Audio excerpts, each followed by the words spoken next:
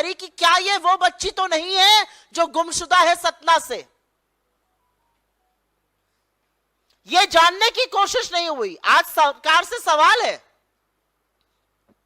करीब 700 किलोमीटर की दूरी है सतना और उज्जैन में, 13 घंटे लगते हैं गाड़ी में सबसे अच्छे रूट से चलने में। यह बच्ची वहां कैसे आई? इसको अगवा किया गया, इसका अपहरण हुआ। 12 साल की बच्ची अपने आप नहीं आ सकती है। तो 2 दिन तक अखबार में खबरें आती रही, इस पर कोई कार्रवाई नहीं करी गई। सतना की पुलिस पूरी तरह से निष्क्रिय रही। उसके बाद शुरू होता है उज्जैन की पुलिस का पाप। उज्जैन की पुलिस ने crime and criminal tracking network system को ही अगर खंगाल लिया होता तो 12 साल की बच्ची के गुमशुदा होने की खबर मिल जाती और पता चल जाता ये बच्ची कौन है, उसकी तफ्तीश की जाती। उन्होंने ऐसा नहीं किया। वो 12 साल की बच्ची खून से लथपथ जब अंततः गत्वा उज्जैन की पुलिस के पास पहुंची तो वो बदहाल जरूर थी, लेकिन उसने अपने पिता का, अपने दादा का, अपना और गांव का नाम बताया। और उसके बावजूद उज्जैन की पुलिस ने उसको यूपी का बता दिया, जबकि उसकी बोली बघेलखंड की थी। उसको यूपी का बताकर उसको भिखारी घोषित कर दिया गया, उसको विक्षिप्त दिमाग का घोषित कर दिया गया। वो बच्ची जो 8 किलोमीटर पैदल चल के न्याय की गुहार लगाती रही, जिसने अपना नाम सही बताया, इस हालत में पिता का नाम बताया, दादा का नाम बताया, उसको दिमागी रूप से विक्षिप्त और भिखारी घोषित कर दिया गया। जबकि उस बच्ची ने स्कूल यूनिफॉर्म पहनी हुई थी। जिस बच्ची ने स्कूल यूनिफॉर्म पहनी थी उसको किस तरह से दिमागी रूप से विक्षिप्त घोषित किया गया, भिखारी घोषित किया, यह भी सवाल है। अगर आप एफआईआर पढ़िए तो बेकार की बातें उसमें लिखी। उसके पिता और दादा का नाम करके छाप दिया गया है। यह कह दिया गया है वो मंदिर के पास घूमकर खाना मांग रही थी, बल्कि सच्चाई है कि जब वो पहुंची उसी दिन उसके साथ दुष्कर्म हो गया था। तो सवाल यह है कि शिवराज सिंह चौहान, नरोत्तम मिश्रा, वहां के गृह मंत्री चुप क्यों हैं? इतने दिन बाद भी 5 दिन बीत गए, आज भी उस बच्ची की टोह लेने भाजपा का एक नेता नहीं गया है। एक बहुत बड़े नेता हैं जिनका काम अब हाथ जोड़ के वोट मांगना थोड़ा ही है, हेलीकॉप्टर से रैली एड्रेस करना है। कैलाश विजयवर्गीय जी इस अस्पताल से 1 किलोमीटर की दूरी पर रहते हैं, लेकिन उस बच्ची की टोह लेने, उस बच्ची की खबर लेने ना मुख्यमंत्री गए, ना गृह मंत्री गए और ना कैलाश विजयवर्गीय गए, जो लोकल हैं और वहां पर पास में रहते हैं। ये बात करते हैं महिला सशक्तिकरण की। एक दलित बच्ची के साथ दुष्कर्म हुआ, उसकी लीपापोती करने की कोशिश करी गई, उसको यूपी का बताने की कोशिश करी गई, उसको भिखारी और विक्षिप्त बताने की कोशिश की गई। देश के प्रधानमंत्री के मुंह से एक शब्द नहीं निकला। बड़ा वंदन अपना करा रहे थे महिला आरक्षण बिल पास कराकर, देश के गृह मंत्री मौन है। एक महिला बाल विकास मंत्री है इस देश में, वो मुहूर्त और समय देखकर बोलती हैं सिर्फ और सिर्फ राहुल गांधी जी के खिलाफ। चुप है। महिला आयोग चुप है। एनसीपीसीआर की चुप्पी बर्दाश्त नहीं हो रही है। यह बाल संरक्षण आयोग क्यों चुप बैठा हुआ है? ये सब लोग मौन हैं, ये सब लोग चुप हैं। लेकिन एक दलित बच्ची के साथ वो दुष्कर्म हुआ है जो अमानवीय है, जिसको सोचकर आपकी हाड़ कांप जाएगी। इन लोगों के पास बड़े बड़े इश्तिहार मध्य प्रदेश में लगाने का टाइम है, पैसा है। हेलीकॉप्टर से घूम घूम कर, उड़न खटोले से घूम घूम कर खूब रैली और भाषण बांटने का टाइम है। इनके पास कार्यकर्ता महाकुंभ करने का वक्त है, लेकिन इनके पास यह वक्त नहीं है कि उस अबोध बच्ची की टोह ली जा सके, उसके परिवार को सांत्वना दी जा सके, प्रशासन और पुलिस से उसके परिवार को वहां बुलाया जा सके। अंततः गत्वा अखबार में फोटो देखकर उसके दादा पुलिस में गए और उन्होंने कहा यह हमारी बच्ची है। क्यों छुपाया जा रहा है कि वो दलित परिवार की है? क्यों छुपाया जा रहा है कि वो सतना की है? क्यों छुपाया जा रहा है कि पुलिस की निष्क्रियता और पुलिस के चलते, पुलिस और प्रशासन का फेलियर है कि उस लड़की के साथ यह हुआ? अगर 24 घंटे पहले एफआईआर दर्ज हो जाती, अगर सीसीटीवी ट्रैक हो जाते, अगर वो बच्ची मिल जाती, तो उसके साथ ऐसी अमानवीय, ऐसी बर्बरता कतई ना होती। ये चुनावी महोत्सव मना रहे हैं। क्या है चुनाव? क्यों होते हैं चुनाव? चुनाव होते हैं कि वो जनप्रतिनिधि चुने जाएं जो सत्ता में आकर आपके दुख, आपके दर्द, आपकी पीड़ा, आपकी वेदना की बात करें, जो उड़न खटोलों पर घूमकर भाषण ना दें और बड़े नेता ना बने, जो उस बच्ची के लिए और उसके हक के लिए खड़े हों। चुनावी महोत्सव मना रहे हैं। ये बात करेंगे महिला सशक्तिकरण की। ये जो व्हाटअबाउटरी करते हैं रेप पर, इनसे बात करो इसकी तो बताएंगे किसी कांग्रेस शासित राज्य का नाम। कहीं पर हुआ है ऐसा कि पुलिस की निष्क्रियता रही? पुलिस ने ना crime and criminal tracking network system देखा, ना सीसीटीवी कैमरा देखे, ना उसकी सही जगह की शिनाख्त करी गई, उसको भिखारी और विक्षिप्त दिमाग का बता दिया गया। किसी और राज्य में हुआ है ये? और मध्य प्रदेश में दलित, आदिवासी और महिला होना एक पाप हो चुका है। ये मेरा आंकड़ा नहीं है, यह आंकड़ा इस सरकार ने सदन में दिया है। 13 लाख महिलाएं लापता हुई पिछले कुछ सालों में। सबसे ज्यादा संख्या मध्य प्रदेश की है। 1,60,180 महिलाएं और 38,000 से ज्यादा नाबालिग बच्चियां। नाबालिग के साथ दुष्कर्म में नंबर 1 अगर कोई स्टेट इस देश की है तो वो मध्य प्रदेश है और शिवराज जी का जंगल राज है। 18 सालों में उनकी सत्ता रही। यह अलग बात है कि ना उनका एक नीति याद है, ना उनका नाम याद आता है प्रधानमंत्री को। 18 साल सत्ता में 58,000 रेप के मामले सामने आए। मतलब हर दिन मध्य प्रदेश में 8 बलात्कार होते हैं। 68,000 अगवा होने के मामले सामने आए।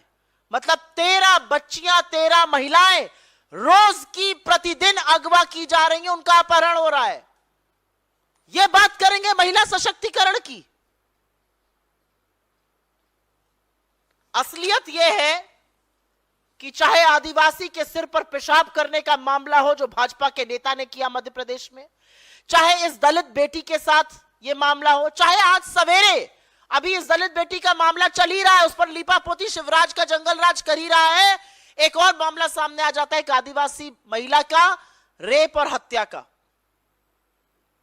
यह असलियत है मध्य प्रदेश की। 18 साल से जो लोग बात महिला सशक्तिकरण की करते हैं, उनकी नाक के नीचे यह हो रहा है महिलाओं के साथ, बच्चियों के साथ। लेकिन देश के प्रधानमंत्री, देश के गृह मंत्री, देश की महिला बाल विकास मंत्री, देश का महिला आयोग, बाल संरक्षण आयोग, सब मुंह में मौन और चुप्पी धारे बैठे हुए हैं। शिवराज सिंह चौहान उड़न खटेलों से उड़ उड़कर भाषण बांट रहे हैं। उनके पास वक्त नहीं है इस बच्ची की खैर खबर लेने का। कैलाश विजयवर्गीय माइक पर बता रहे हैं 1% लड़ने का चुनाव मन नहीं है। अरे मन नहीं है तो जाइए उस बच्ची से मिलिए। कहां से न्याय की उम्मीद की जाए, यह सवाल आज आप जैसे लोगों से मीडिया के माध्यम से पूछना बनता है। न्याय की उम्मीद, न्याय की गुहार कहां लगाई जाए, यह असलियत है। I will very briefly make a statement in English. There's a gruesome crime against a 12-year-old girl that has come to light in Madhya Pradesh, something that has really shocked the collective consciousness of this country. But the reality is that the Shivraj Singh Chauhan government has been absolutely silent on it, and it now comes to light that it all happened because the police was callous, careless, and may I dare say, a part of this entire crime against this little girl. Our General Secretary, Shri Randeep Singh Surjewala, in charge MP, has met the girl, and some shocking things are now coming to light. She's not from UP, she's not a beggar, she's of absolutely solvent mind, and yet every attempt was made to say she was from UP, she had ventured into Madhya Pradesh, she was a beggar, she was begging in Ujjain, and that she was not of the right mind. The reality is, she was a student. She's from Satna. Satna is 700 kilometers away from Ujjain. How did she reach there? It takes 13 hours to travel by road. The reality also is that once she went missing from school, her family went to the Satna police that refused to file an FIR for 24 hours. They refused to track the CCTV cameras. Had they done that, this could have been prevented. Had the Ujjain police tracked the crime and criminal tracking network system, they would have found out about a girl missing from Satna being found in Ujjain. The reality is this little girl, after being raped brutally and smeared with blood, she walked for 8 kilometers asking for help, and people did not help her. When she finally reached the police, she told them her name, she told them their father's name, she told them her grandfather's name. She was wearing a school uniform, and even then, she was declared that she was begging and she was of an insolvent mind. What is the police's role in this? Why is the chief minister quiet? What is the home minister of Madhya Pradesh doing? Kailash Vijayvargiya stays 1 kilometer away from the hospital in which she's admitted. Why can they not go and find out? This is the absolute jungle raj, the absolute breakdown and collapse of law and order as far as Dalits, tribals, women in Madhya Pradesh is concerned. The chief minister has the time to travel on helicopters and campaign. He has the time for advertisements. He has the time to do a Karyakarta Mahakumbh. But as far as women in MP is concerned, it's a travesty, it's a tragedy to be a woman in that state. The Prime Minister, conspicuously quiet like always. The Home Minister never talks on women. In fact, gives political patronage to people like Braj Bhushan Singh who do crime against women. The Women and Child Development Minister, we all know, only opens her mouth while she's speaking against Rahul Gandhi. What about the NCW? What about the NCPCR? When are they going to speak up? So these are very, very basic questions that one must raise, because Madhya Pradesh has become the hotbed for crime against women and especially minor girls. It's number 1 in the country as far as crime against minor girls is concerned. In the last 18 years, 58,000 rapes means 8 rapes a day. 68,000 women abducted means 13 women abducted a day. 13 lakh women have gone missing in this country is the data that was given by the government in parliament. Maximum number from MP, over 1,60,000 women, over 38,000 minor girls. That's the record of Madhya Pradesh. That's the record of the BJP. The reality is that the Chief Minister, the Home Minister have completely failed women in Madhya Pradesh, and particularly if you're from the Dalit and the tribal community. And the only reason that Shivraj Singh Chauhan is conspicuously quiet and silent is because this girl comes from a Dalit community. And which is why no outrage, which is why the police looked the other way as a gruesome crime happened here. This could have been avoided. This could have been averted. आपके सवालों का स्वागत है. Suo motu पर please पहले. आप मध्य प्रदेश का मामला उठा रही है और बीजेपी के प्रवक्ता शहजाद पूनावाला और तमाम नेता कह रहे हैं कि राजस्थान में क्राइम अगेंस्ट वुमेन बहुत ज्यादा है. वहां तो इस चुनाव में क्या ये रहेगा कि आप उनके जहां उनकी सरकार है वहां आप सवाल उठाएं, जहां आपकी सरकार है वहां वो सवाल उठाएं और महिलाएं परेशान होती रहें? कर दिया है कि राजस्थान हो, बंगाल हो, हर जगह इस तरीके की घटनाएं हो रही हैं जहां पर विपक्ष की सरकार है. तो राजनीति तो जम के चल रही है, लेकिन घटनाएं रुक नहीं रही हैं. आपको लगता है ये चुनावी मुद्दा है? मुझे लगता है ये एक सभ्य समाज का मुद्दा है. मुझे 2 रत्ती का फर्क नहीं पड़ता चुनाव हो या ना हो. मुझे समाज से भी शिकायत है.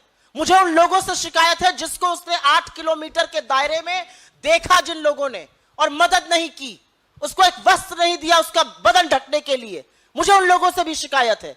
यह सिर्फ चुनावी मुद्दा नहीं है. और 13 रेप वर्सेस मेरा रेप की राजनीति बंद कर दीजिए. मुझे बस एक बात का जवाब दीजिए. आप राजस्थान में रेप खंगोलिए, आप बंगाल में देखिए, आप बिहार में देखिए, आप यूपी में देखिए, आप मध्य प्रदेश में देखिए. कहीं पर भी अगर महिला के खिलाफ अत्याचार होता है, वो गलत है, वो दुष्कर्म है, वो पाप है. लेकिन पुलिस और प्रशासन क्या करता है? सारी बात आकर इस पर टिक जाती है. अगर मणिपुर में होता है ऐसा, तो पुलिस और प्रशासन संलग्न पता चलता है. अगर मध्य प्रदेश में ऐसा हुआ तो उसकी दलित आइडेंटिटी छुपाई जाती है, उसको भिखारी और दिमागी रूप से विक्षिप्त बता दिया जाता है।